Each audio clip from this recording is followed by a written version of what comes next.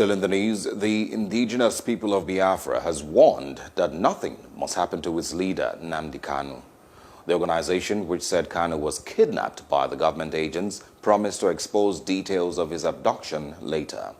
Spokesperson for IPOB, Ima Powerful, said these in a statement titled, "Nothing should happen to our leader," IPOB tells federal government.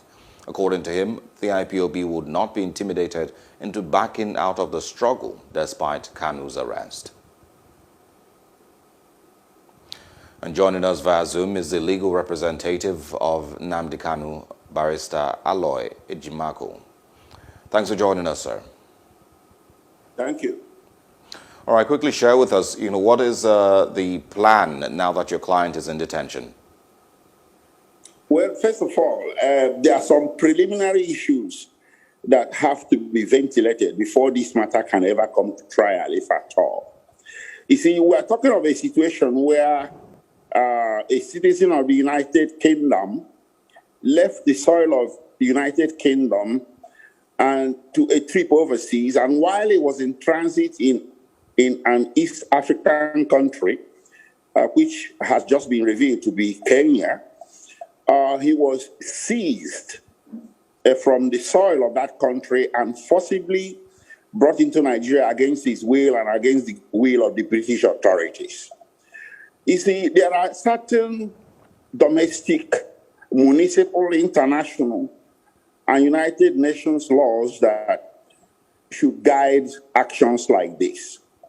There are mutual legal assistance treaties. There are laws on extradition proceedings. There are UN conventions on international fugitives. And Interpol, of course, has its own rules. Nigeria, too, has. And Britain has. So how come none of these rules were followed before Kanu was seized again?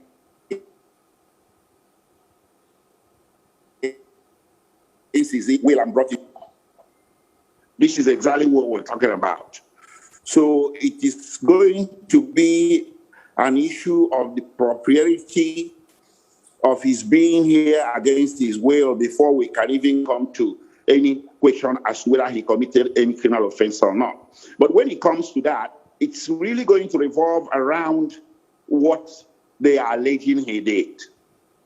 This whole thing is about self-determination and his request for referendum, none of which is listed under any written law in Nigeria as a criminal offense. So what really is he being accused of? It's not very clear, that he's being accused of any specific offense. And in the circumstance, he should be regarded as a political prisoner. Simple. Okay. This matter is not criminal, it's political. All right, can you share a little? To be looking at. Yeah. Hopefully, before we go, we can talk about. Hopefully, before we go, we can talk about the case proper. But can you share a little bit more on why he was in Kenya, why he traveled, and the details concerning his being picked up in that country and brought to Nigeria? Is there a little bit more that Nigerians need to know? He has a right to travel, and he wasn't an international fugitive. He might have been regarded as one by the authorities in Nigeria, but in every nation of the world, he was a free man. So he could leave UK to go to the US, to Canada, to parts of Africa, Asia, anywhere he wished to go, in pursuit of his private business or the business of the indigenous people of Biafra. So to waylay him and seize him without due process of law and bring him into this country when he wasn't traveling on a Nigerian passport is something that really should shock the conscience of every man and woman out there.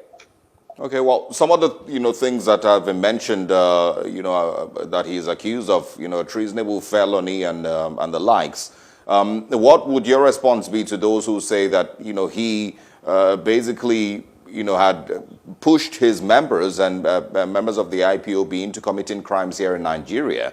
And of course the attacks in the southeast, the attacks on the security agents. Is there a response that you can also share from your angle? Well, you see, it's not only that you can accuse, you also have to prove. So it doesn't stop with just, leveling allegations. You have to keep in mind that since October 2017, when the IPOB was declared a terrorist organization in this country, and going back to even 2015, when mass arrests of IPOB members began to occur, to date, there has never been a single conviction of an IPOB member for any violent crime, not even to talk of terrorism. So is Nnamdi Kanu going to be the first? We just have to look at the laws of statistics. IPOB has millions of members and thousands have been arrested since late 2015. Till date, none has been convicted. All we hear about is arrest, and charging them for terrorism, treasonable felony, treason. That's not enough. And the reason for zero conviction is easy to see. I don't think Nigerian judiciary in the end will believe that any member of IPOB actually committed any of these offenses that they are being accused of committing. That is why I say that to some extent I have implicit confidence in the judicial authorities of this country to see through all of this, that this is not a matter for the criminal courts, but a matter for the political process. All right. Finally, what is his legal team like? And currently he is in detention. Are there still any of his rights that have been broken? There's videos circulating the internet seeing him being blindfolded while being moved in and out of court. What is his, do you have any idea of his current condition while in detention? Well, I have to tell you, quite honestly, the manner of his arraignment was quite shocking. The authorities were aware of the fact that Mr. Kanu has attorneys of record.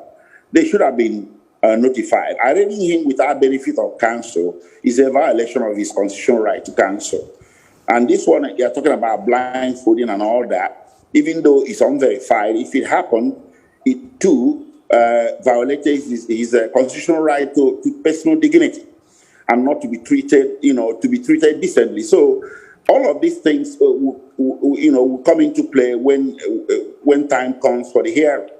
But going forward, we hope that with due regards to the attention this matter is generating, both nationally and internationally, the federal government will be wise to treat him fairly, with decency, with a modicum of respect, and to refrain from anything that will offend his personal dignity or that will have the imprimatur of torture. All right.